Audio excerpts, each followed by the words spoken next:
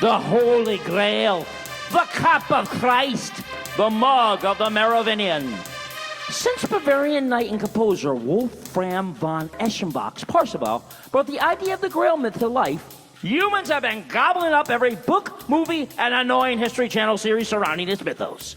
For me, my Grail obsession began with seeing Indiana Jones and the Last Crusade at 12 years old at the Preakness movie theater. While watching that movie, I learned not only about its existence, but that if I find it in the collection of cups guarded by an old knight, it won't be the golden chalice that the Koch brother Nazi drinks from. After that, Terry Gilliam's The Fisher King, with Robin Williams' saintly janitor of God outracing anxiety disorder embodied by the Red Knight, had me start 10 years of research at good old Borders bookstore. That's right, you can suck at Barnes & Noble. It was at Borders bookstore, stoned or over-caffeinated, that I quickly learned about the mysterious Knights Templars, an ancient military order who may not only have found the Grail, but also dangerous, controversial truths about Jesus Christ that threatened the Vatican and how it controlled not only the world, but the narrative of history itself. La Milice du Christ, or Soldiers of Christ, began around 1099, with Godfrey de Bouillon and 8 other knights being granted permission by King Baldwin II of Jerusalem to give people protected pilgrimages to the Holy Land of Jerusalem and Palestine. Say that 10 times fast. In doing so, the Knights Templar created the first credit card, with travelers depositing money at the start of the trip and using receipt of their balance to purchase food, clothes, and Ark of the Covenant toys within history's first package tour. So successful they were that come January 31st, 1128, Templar leader Hugh de Payens had King Baldwin and the Vatican anoint these guys the Knights Templar, approving their attack on Damascus for King Baldwin in 1129, and getting some help from the Grand Lodge of Cairo and the assassins of Old Man of the Mountain, Hassan Isabah. See, it breaks down like this. Hassan Isabah was like a Syrian Tupac meets Seth Rogen, smoking hashish like nobody's business and creating an assassin sect that came from the name Hashashin, meaning hashish smoker. When Hassan Isabah and the assassins aided the Templars in 1129, it said that Hassan gave the Templars some tips on creating a secretive order that pretty soon was raiding the Temple of Solomon. That's right, see, the Temple of Solomon, Jerusalem, was basically where Solomon, son of King David, kept the Ark of the Covenant and maybe the Cup of Christ. So, it's been said now for centuries that the Templars raided these holy artifacts and brought them to the mysterious Languedoc region of old France. Today, in the Languedoc region, their mysteries and the path to the Grail remain. And it's to this region, 21 years after visiting the first time, I'm now going to return for Eliot's second crusade to find the Holy Grail.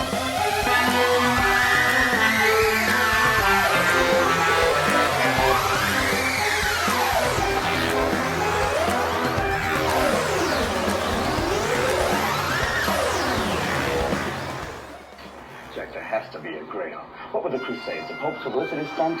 Oh, you heathen, there's a Grail. Well, my quest to find the Holy Grail's already been sabotaged by mysterious forces. With the plane I was on, literally, was sabotaged. There was a lack of fuel. Something was wrong with the mechanics. So after an hour sitting there, I'm now on to a new flight.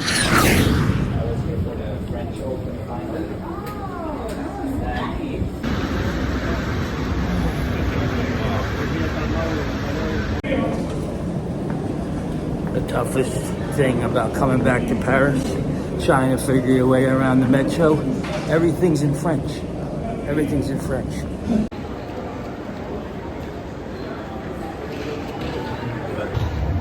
I am playing a game of Mario Brothers in the Parisian Montparnasse train station, which I've been before, and that is to find a ticket to Limoux.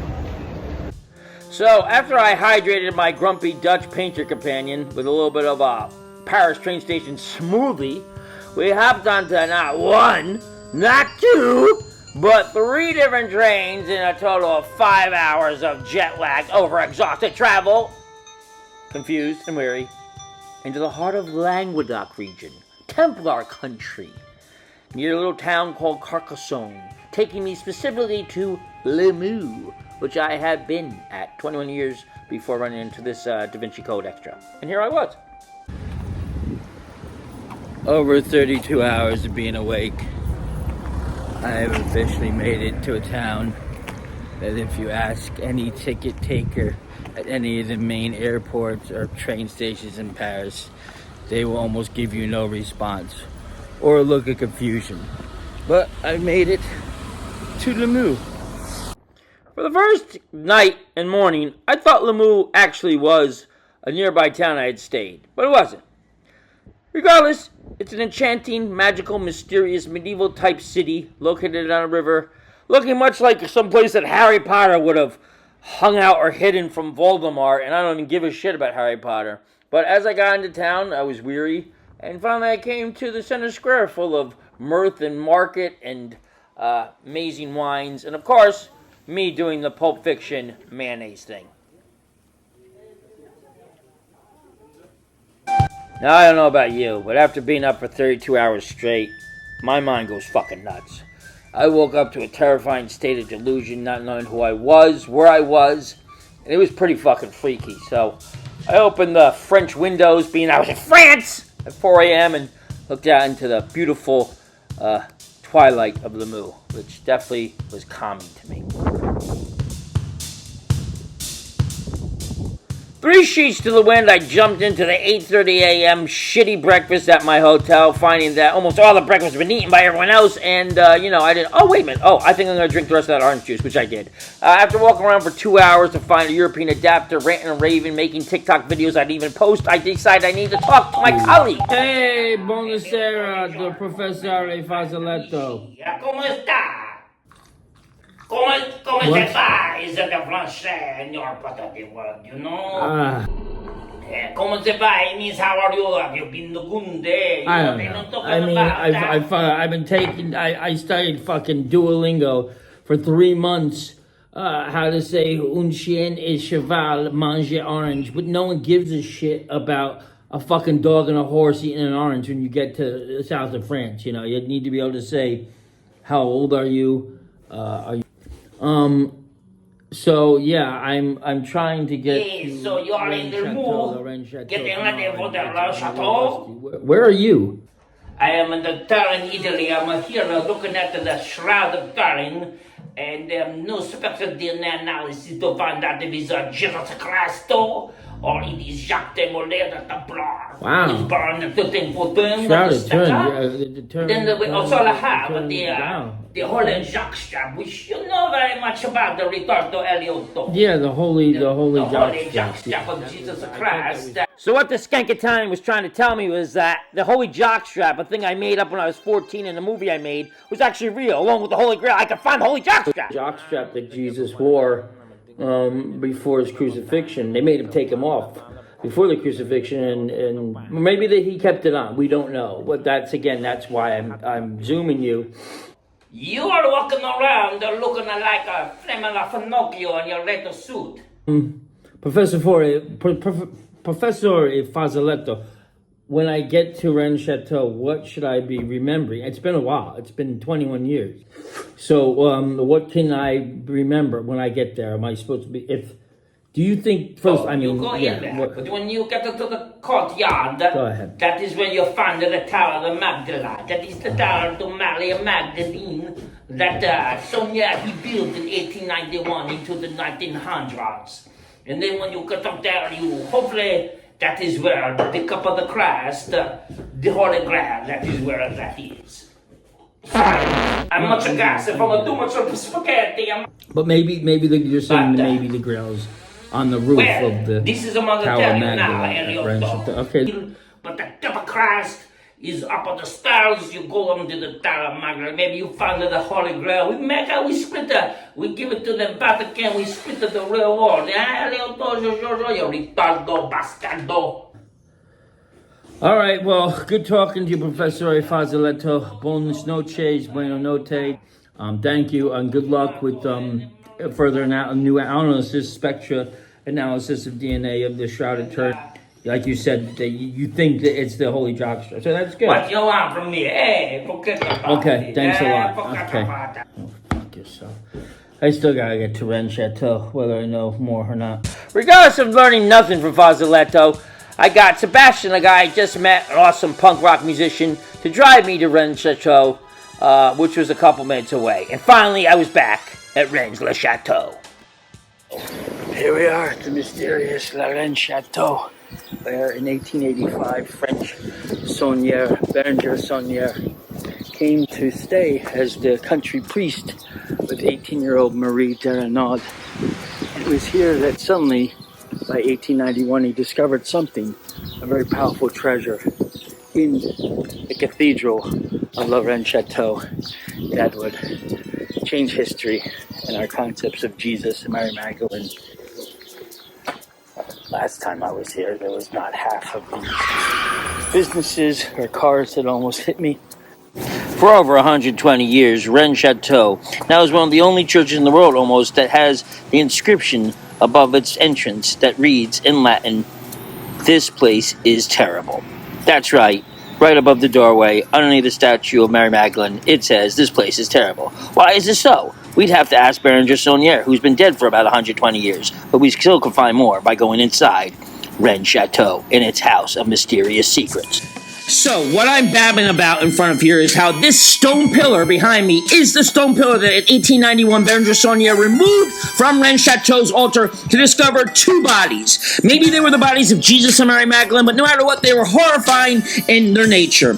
And from there, Saunier then discovered inside of the pulpit on the altar 2 scrolls listing the bloodline of the French dynasty of kings. This brought him to a horrific relation that took him to the papacy in Paris, in which he told the papacy, "Suck my giraffe." He no longer believed in the Catholic mythology. And being inside it, you can see the Mary Magdalene statue and many things inside Rennes Chateau's cathedral itself that suggest Saunier discovered something about Jesus and Mary Magdalene and things that contradicted the events of the crucifixion.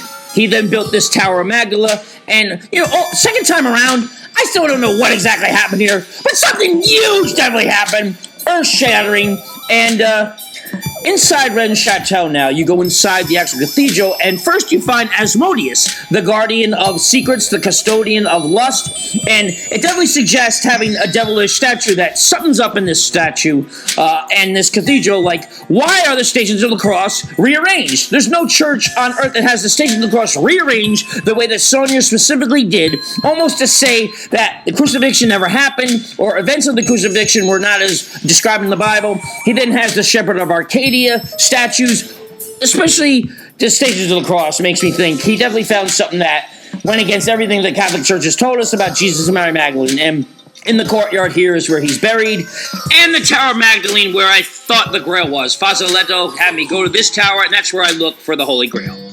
I think the Grail could be up here. Anywhere. The Grail could definitely be up here. In the attic, the Tower of Magdalene.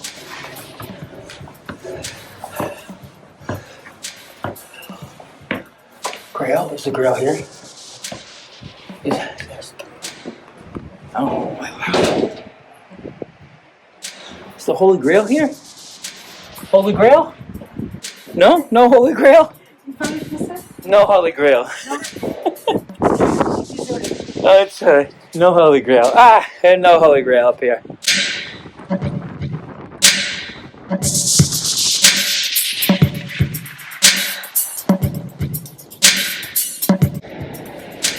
Honestly, there might be a million deep, insane reasons why I built this tower, but it is just awesome. It's just to have the wind blowing by you. I could be in here forever. I could record an album here. Record an album in this room. It's just so incredible. It's mysterious. It's crazy. So if you find yourself in Limoux, thousands of miles from Paris, Rennes Chateau is definitely a church worth checking out for its mysterious history, its inspiration to the Da Vinci Code, and maybe the fact that it hides some world-shattering truths concerning Catholicism, Christianity, and what really went down in the 1890s here.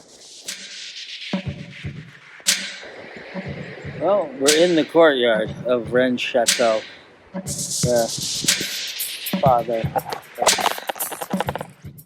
My road and journey to Rennes Chateau brought me new friends and appreciation for France, French people, and the Languedoc region. But obviously, it didn't bring me the Cup of Christ, aka the Holy Grail, or any of the answers to many of the controversial questions surrounding the secret of Rennes Chateau and Saunière. So, I decided, maybe, just maybe, there was a chance, after leaving Rennes Chateau, I could still find the Holy Grail. Not in France, but maybe, just maybe, in Spain. Barcelona, the Catalonian city of lights. My. A place where a solo traveler can risk his life on a shitty beach bike, getting lost in that labyrinth of alleyways that go on for street upon street upon street upon street without lavado or toilet. And then, of course, the signs are amazing, the art's amazing, the graffiti's amazing, even if you're getting frustrated looking for the Picasso Museum. I'm not liking Barcelona. It's like 1,000 different cities. I've been frustrated and broken my whole life, all wrapped in one, with Spanish stopping me from knowing where the fucking Picasso Museum is. Holy shit. Back on my bike after some help from a lovely French lady who ran a cafe, I found the Picasso Museum with art and paper plate art and amazing masterpieces that I'd seen all my life in art books, emulating on sketch pads across this world. It was absolutely incredible. And as I got to see this film on Picasso, again, as an artist and filmmaker, I realized maybe the Holy Grail isn't just a cup, but it's what inspires you. It's the meaning of life. It's what turns jack-o'-lantern sketches into masterpieces worth thousands upon thousands at auction blocks, and creates really disturbing horse murder art that I don't get at all, but just, it was incredible. And again, seeing Picasso work on this short film in the Picasso Museum just reminded me what it's all about, and that the Holy Grail is kind of what drives you, what makes you want to live. And for me, it's art. From there, I was on a tour guide bus leaving the city of Barcelona with Sergio here, amazing Spanish guide, taking us to a Mediterranean stop on a beach that, of course, the travel company never told us you needed a bathing suit for. After that, we finally arrived at the incredible Salvador Dali Museum Theater experience.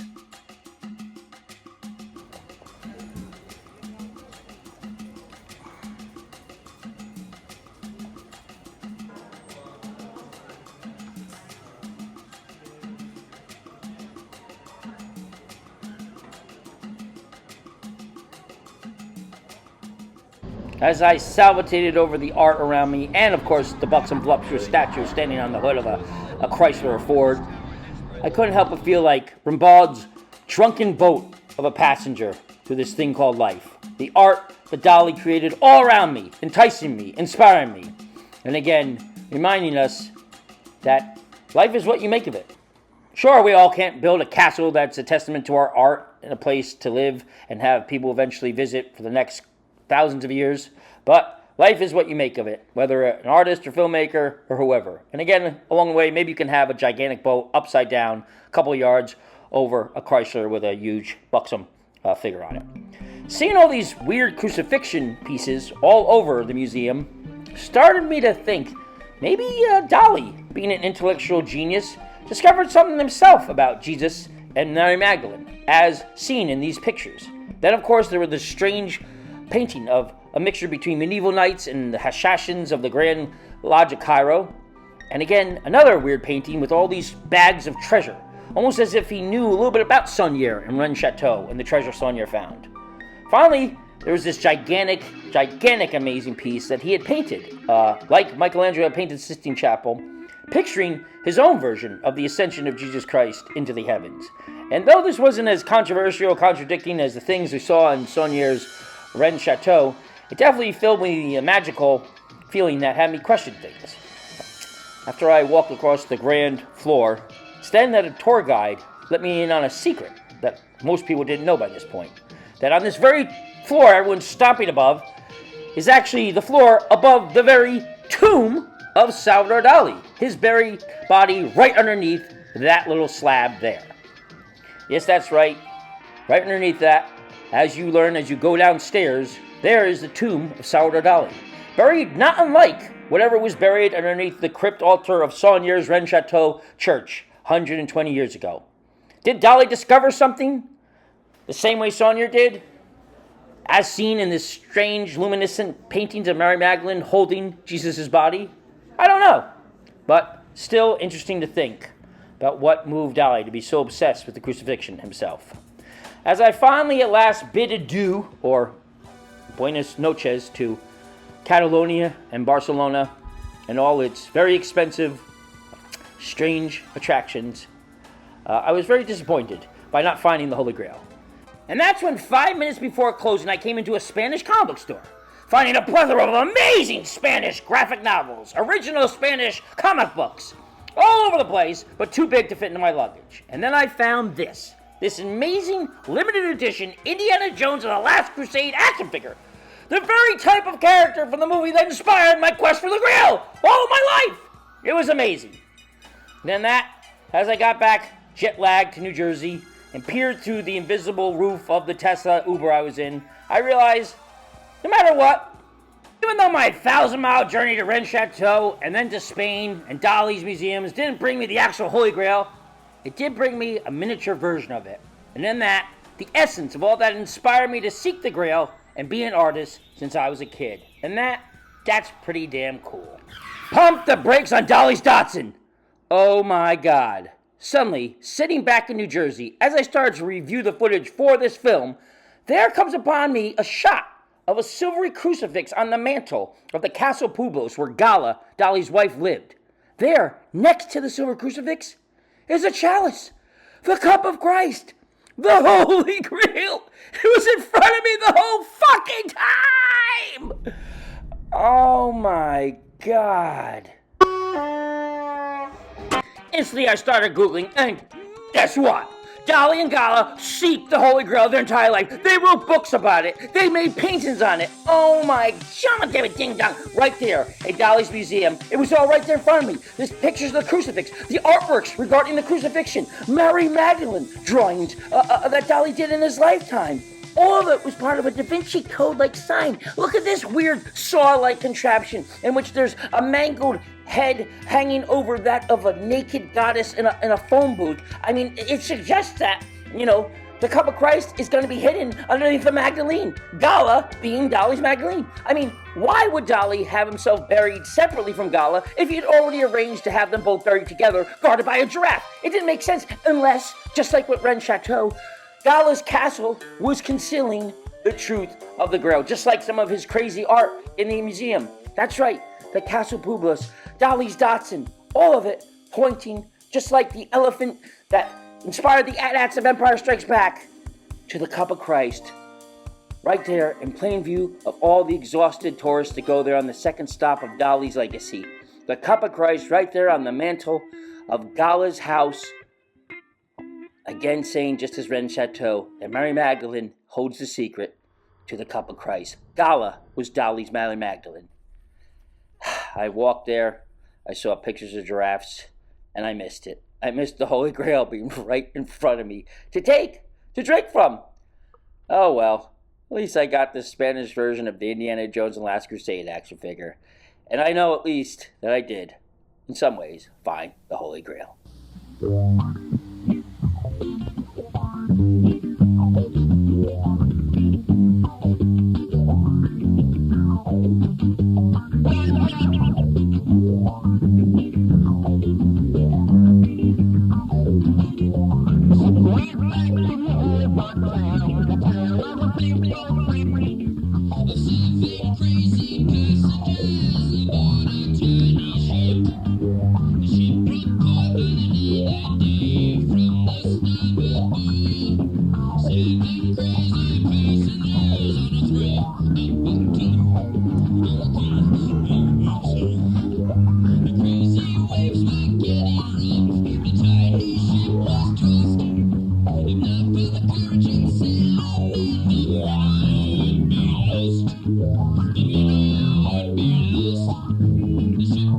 Be lost.